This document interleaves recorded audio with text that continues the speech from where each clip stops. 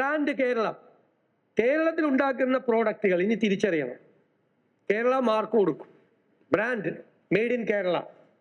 അതിന് ഒരു സർട്ടിഫിക്കറ്റ് കൊടുക്കും. ആ സർട്ടിഫിക്കറ്റ് കൊടുത്ത് കേരള ബ്രാൻഡ് എന്ന് പറയുന്ന നമ്മുടെ ഇവിടെ ഉൽപ്പാദിപ്പിക്കുന്ന മുഴുവൻ സാധനങ്ങളും നല്ല രീതിയിൽ ക്വാളിറ്റിയുള്ള സാധനങ്ങൾക്ക് ആ ക്വാളിറ്റി പരിശോധിച്ച് സർട്ടിഫിക്കറ്റ് കൊടുത്ത് കേരളത്തിൽ ഉൽപ്പാദിപ്പിക്കുന്ന ഉൽപ്പന്നങ്ങൾക്ക് വലിയ മാർക്കറ്റ് ഉണ്ടാക്കാനുള്ള ഒരു വലിയ സ്റ്റെപ്പാണ്.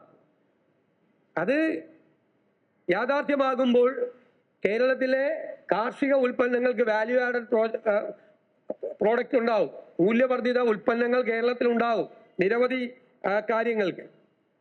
അതുപോലെ ഈ പ്ലാനിൽ ഒരു കുറവ് വരുത്തിയപ്പോൾ അത് പട്ടികജാതിക്കാരെ, പട്ടികവർഗക്കാരെ, മത്സ്യത്തൊഴിലാളികളെ ബാധിക്കാതിരിക്കാനുള്ള പ്രത്യേകമായ നിലപാട് ഗവൺമെന്റ് സ്വീകരിച്ചു. മണ്ണെണ്ണ സബ്സിഡി 75 രൂപയാക്കി വർദ്ധിപ്പിച്ചു. തീരപ്രദേശത്തെ ജനങ്ങളെ, മലയോരത്തെ ജനങ്ങളെ, പാവപ്പെട്ടവരെല്ലാം അഡ്രസ് ചെയ്യുന്ന ഒരു ബജറ്റാണിത്.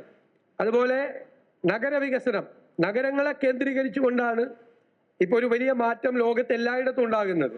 അതിനാണ് Kerala urban growth mission. Public transport ഉൾപ്പെടെയുള്ള കാര്യങ്ങൾ ചെയ്യാം. ടൂറിസം രംഗത്ത് ടൂറിസത്തിന് ഒരു ഇൻഡസ്ട്രി ആകാൻ ഒരുപാട് ആനുകൂല്യങ്ങൾ ടൂറിസം രംഗത്ത് പ്രവർത്തിക്കുന്നവർക്ക്, ഇൻവെസ്റ്റ് ചെയ്യുന്നവർക്ക് ഉണ്ടാവും. എല്ലാ ടൂറിസം സാധ്യതകളെയും പ്രയോജനപ്പെടുത്തും.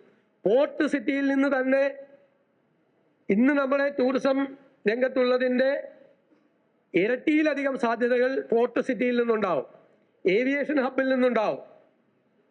അതുകൂടാതെ medical tourism, cultural tourism, destination tourism തുടങ്ങിയ ഒരു ഇൻ്റഗ്രേഷൻ എല്ലാ ഭാഗങ്ങളുമായി ഉണ്ടാകും.